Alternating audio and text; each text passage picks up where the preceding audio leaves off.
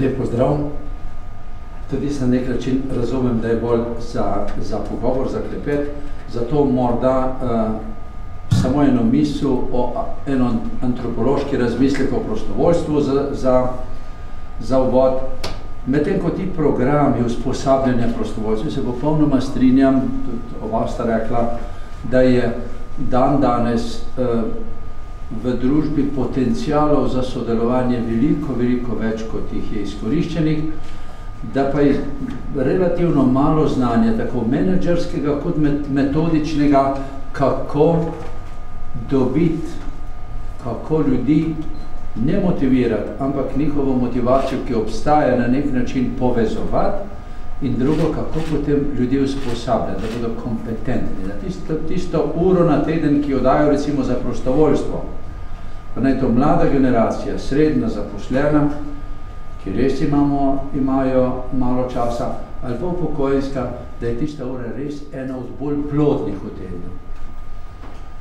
Ampak, kot sem rekel, eno misel rajši antropološko, ki ni povezana s tem, ampak je temeljna, in sicer prostovoljstvo, tudi Matej si na to opozoril, je beseda relativno nova. Če pa beseda nova, je tudi pojavna. To pomeni v zgodovini, v stoletjih, tisočletjih, ko se jezik razvijal, ni bilo prostovoljstva in zato še danes imamo strokovno zmedo, kaj je prostovoljstvo, kaj je prostovoljnost. Mi na inštitutu 20 let na tem delamo sistematično, raziskovalno in na tisoče prostovoljstv smo usposabljeni z enoletnim usposabljanjem, ki delajo, in smo zelo hitro na to trčili, da je treba definirati. Jaz sem v službi prostovoljno, noben me ni prisilil, nisem pa prostovoljsko. Družino, ženo, otroke imam prostovoljno, nikakor pa ne prostovoljsko. Pri vojakih sem bil eno leto pa pol, pa ne prostovoljno, tam sem pa moral biti. Medtem ko vojaki 18. leta, ki jih je generalmajster zbral in so slovensko štajersko pa koroško severno mejo priključili Sloveniji, so bili pa prostovoljci. Jaz sem bil pri vojakih neprostovoljno, sem moral biti. To pa pomeni, če na jezik gledamo, prostovoljnost, svobodna izbira je tista temeljna človeška stvar za delo, za zakon, za družino, za povezovanje v civilni družbi in tako naprej. Vse, kar ni prisiljeno, kar silo me nekdo ne prisili, vse prostovoljno. In od tega skoraj vse samo prostovoljno, ni pa prostovoljsko. Prostovoljstvo in prostovoljsko delo je nova kategorija moderne, skoraj da bi rekel bolj postmoderne družbe, ker v moderni družbi industrijski je pravzaprav se nekaj zgodilo, da je nekaj zmanjkalo, kar je bistveno za človeško naravo, ni pa bilo nadomestka za to. V racionalni, racionalistični družbi industrijski, medtem ko postmoderna družba, recimo temu zadnje 50 let, pa zelo razvija to komponento, ki je pa poleg tega, da je prostovoljna, tudi prostovoljska. Zakaj pravzaprav gre? Gre za vprašanje, da je življenje dvojno, ena stran je znanje, kognicija, vse tisto, kar možgani zmorijo na tej racionalni, uporabni ravni, in ta zgodba se je zadnje 200 let v naši kulturi zelo dobro razvijala in zato imamo materialno blagino, kot je nikoli ni bilo v zgodovini in zdaj ni nikjer drugje, kot je na Zahodu.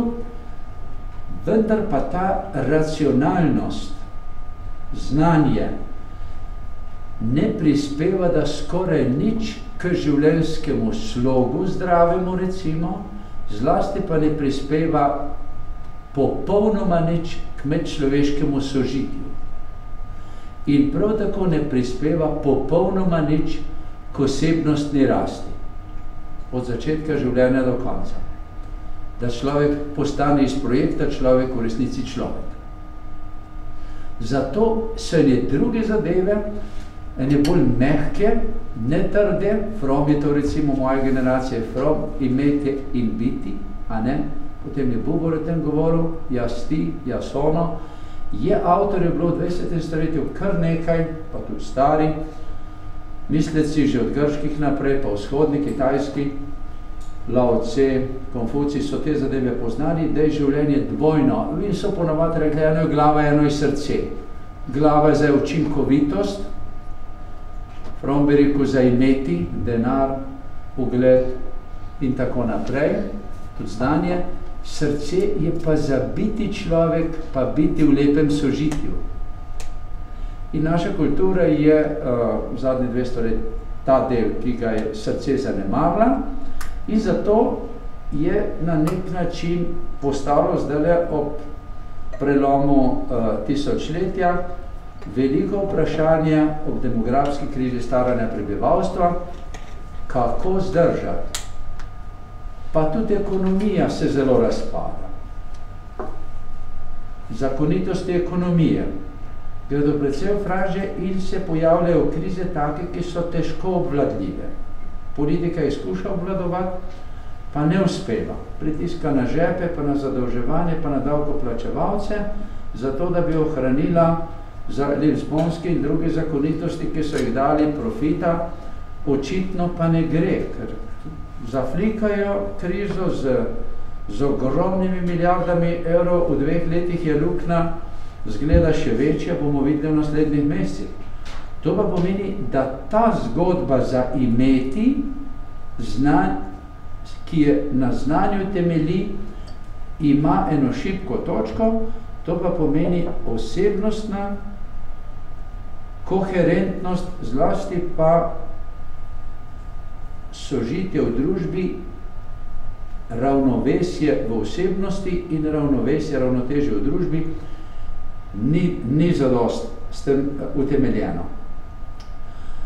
To se pravi, da vprašanje solidarnosti, to beseda je tudi moderna, se pa politika je leta 2005 evropska izumila, da odgovor na demografsko krizo v vseh njenih 4 variantah, od premajhne rodnosti preko težkega vključevanja mlade generacije v družbo, slabih pogojev za vključevanje mlade generacije v odgovorno družbo, kot je Matej prej mimogrede, do hitrega odhajanja naše srednje generacije, obdaljšanje življenja iz družbene participacije, vsaj take kot je, a ne?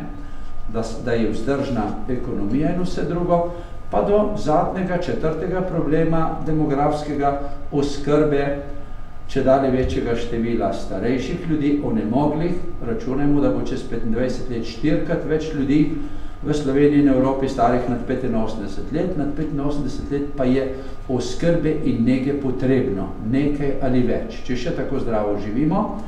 In tako povečana količina, število najstarejših starih ljudi nad 85 let postavlja tudi to 4. demografsko vprašanje, kako je z oskrbo ljudi, in vse 4 je oblekla evropska politika, vse 4 demografske probleme v en sam stavek, nova solidarnost med generacijami.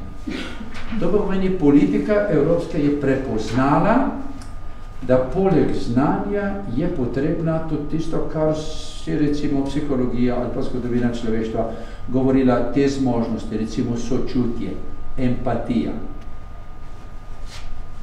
Ali pa v kar je recimo Olika oblekla v 3 zlate besede, prosim, hvala, oprosti, a ne? To je 20. stoletje v naši kulturi pozabilo, ker smo individualnost razvijali, kar je zelo dobro seveda, je seveda s tem tudi razbohotila se zavest avtonomije, kar je tudi zelo dobro, samo do tiste mere, ko je v ravnotežju s povezovanjem, ko smo samostojni, ne pa neodvisni. To, da je deviza neodvisnosti postala napihnjena na mesto samostojnosti, samostojnost je enoumno dobra. Moj profesor pedagogike, dr. Delmota, je napisal razvojno psihologijo, ki je dal naslov čudovit rast k samostojnosti, ne pa k neodvisnosti. To, da smo napihnili neodvisnost namesto samostojnosti, smo naredili naša generacija, pa je generacija naših staršev v zahodni kulturi eno hudo napako, da smo na nek način čedalje bolj izpred oči spustili vse, kar ljudi povezuje.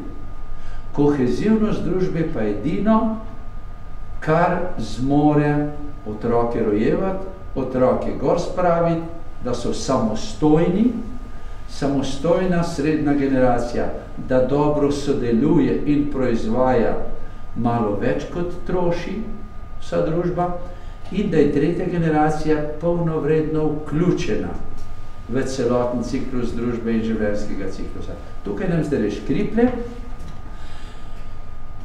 Jaz sem nametal nekaj misli, vprašanje pa je, kje se razvija solidarnost, kje se empatija, sočutje in vse te mehke sposobnosti, ki so nujne potrebne za solidarnost, za kohezivnost družbe, kje se razvijajo.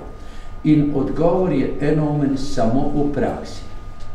Znanje se razvija kabinetno, v teoriji, v študiju, individualnem, na internetu, iz knjig, iz časopisov, preko medijev in tako naprej, v skupini tudi, medtem ko te mehke sposobnosti človeške, ki so prav tako v človeku, ampak speče, če niso razvite, kot je empatija, sodoživljenje z drugim, sočutje z njim in še nekaj take, ki so osnova solidarnosti, te se pa kabinetno in racionalno ne dajo razvijati. Razvijajo se samo v praksi in sicer v praksi povezave. Povezave pomoči nemočnim, ko rojevamo otroke in jih gor spravimo. Od plenic do poučevanja pubertetnikov in mladostnikov v srednji šoli in vse drugo. Tukaj je potrebno tisto delo, ki ga tukaj vlagamo, v ljudeh, v srednji in tretji generaciji razvija solidarnost. Ta faktor zelo verjetno pobere 40% razvoja vse solidarnosti. Drug faktor, ki pobere verjeten nadaljnjih 40% razvoja teh mehkih sposobnosti, empatije, je oskrba nemočnih, bolnih, invalidnih, zlasti pa onemoglih starih ljudi. To pa pomeni, solidarnost razvijamo samo v praksi, kadar delamo za in z tistimi, ki to potrebujejo in mi zmoremo. Tukaj je veliko vprašanje, samo navrgel ga bom, ali pri tem delu za potrebnega samo dajemo ali tudi dobivamo. Recimo, ali bolj potrebuje tele kravo, da preživi, ko se sam mleko, ali bolj potrebuje krava teleta, da jo posesa. Kdo koga bolj potrebuje? Bolj verjetno preživi tele brez krave, kot krava brez teleta, ker kravi, tisti, ki še poznate malo kmetijstva, kravi se že drugi dan vime tako name, da bo zelo verjetno poginila, če nobenega teleta ne bo. Tele ne bo tako hitro. Bo prej dobilo drugo kravo ali pa travo. To pa pomeni, da ko solidarno, sočutno delamo za potrebne otroke, da jih gor spravimo pa rodimo, pa bolne invalide dobivamo tisti, ki to delamo, več kot oni od nas. To pa pomeni paradoksno, ponovadi tega ne razmišljamo tako, da onemogel star človek, ki prejema pomoč, ko mu plenice menjajo, ko ga hranijo, ko ga obračajo, ko ga umivajo in tako naprej, res da dobiva pogoje, da preživi, da ne se gnije, da tako rečem, ali pomare od lakote, vendar pa on bo v vsakem primeru je proti koncu svojega življenja. Pri njem je samo vprašanje, kako dostojanstveno z drugimi ljudmi živi to terminalno obdobje in kako zadovoljno. To pa pomeni odvisno od tega, koliko zna sprejemati pomoč. Ali jo sprejema z veseljem in hvaležnostjo, ali jo ne rad. ne rabim pomoči, nočem biti odvisen. Glejte, in moja generacija hoče biti popolnoma neodvisna. To pa pomeni, da kadar bomo ne mogli, bomo stisnjenimi zobmi sprejemali pomoč in upili, hočem biti neodvisen, istočasno bomo pa jamrili, pes me ne bo voha. Če hočemo biti zadovoljni, moramo se naučiti tudi stare olike. Prosim, ker nisem Bog, samozadosten. Pa še Bog ni samozadosten v nobene religiji. To pa pomeni sprejemati pomoč in dajati pomoč je neločljiva zveza, to je dialog človeškega ustvarjalnega razvoja od začetka do konca življenja. Zdaj pa samo še zadnji del te misli. To zgodbo razvoja človeških mehkih zmožnosti, empatije, sodoživljanja, uživljanja in tako naprej, so ljudje razvijali vso zgodovino na dveh mestih. V krvnem sorodstvu, v razširjeni družini, v rodu in v krajevnem sosedstvu. Tam so sodelovali, obrt so imeli, vse so delali v krajevnem sosedstvu 3 milijone let, odkar je človeštvo. In v krvnem sorodstvu. Sodobna družba zadnjih desetletij nas je pa tako razsvojila, da ne krvnega sorodstva, ne krajevnega sosedstva tako rekoč ni več, oziroma nima vloge na tem področju. In v času najhujše industrijske ekspanzije, se pravi blokov, tovarn, bolnic, domov za stare v obliki hotelov in bolnic je naprej, to je ta industrijska polpretekla doba, smo nekako preživeli, vendar neko stvar nismo razvijali, zato zdaj politika ugotavlja, če hočemo demografsko krizo rešiti, novo solidarnost med generacijami, glavnih dveh učilnic krajevnega sosedstva in krvnega sorodstva, ki bi se učili solidarnosti, sta vlogo zelo izgubila. Lejte, in vzbrstel je nov poganjek iz te pristne človeške potrebe, to je prostovoljstvo. Prostovoljstvo je nekrvno sorodstvo in nekrajevno sosedstvo za učenje solidarnosti. S tem bi to misel antropološko končal, to pa pomeni, da je prostovoljstvo izjemnega pomena. Ni toliko pomena samo zato, kar je narejenega, ampak je temeljni pomen ima zato, da bomo ostali ljudje, da ne bomo imeli samo razvito glavo, en makrocefalus, napihnen vodeno glavico, se reče temu po slovensko, ampak da bomo imeli tudi zdravo srce, oboje v ravnotežju, ker za sožitje in sodelovanje je potrebno oboje v ravnotežju. In to je zdaj prva desetletja 21. stoletja v Evropi, da to dvoje spravimo v ravnotežje in prostovoljstvo, ura na teden, za nekoga, ki je potreben, v oboje stransko korist, je tista učilnica, ki nam to omogoča, ali pa 3. Na inštitutu od leta 2002 imamo eno zlato pravilo za sožitje in sodelovanje, ki se glasi: človek mora biti vse življenje povezan z vsemi 3 generacijami. Z mlado do 30, srednjo do upokojitve in z upokojensko. 1 uro na teden lepe komunikacije z vsako generacijo, z enim pozitivnim človekom iz vsake generacije vsak teden. Torej 3 ure za lepo sožitje, za učenje lepega sožitja, ampak tukaj so pa ta spoznanja po letu 2000, kaj je to lepa komunikacija in pozitiven človek v sožitju, takrat, kadar pride 5 pozitivnih doživeti na eno negativno.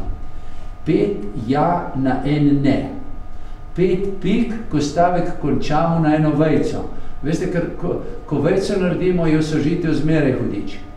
Rečemo, krasno je bilo, tako fajn je bilo, se veš, kako je bilo dobro, pa vemo, da stavka ne bo nehal, pa pika naredil, ampak bo vejco naredil, ampak od tam naprej pa zriti vse podere, kar je prej z rokami naredil.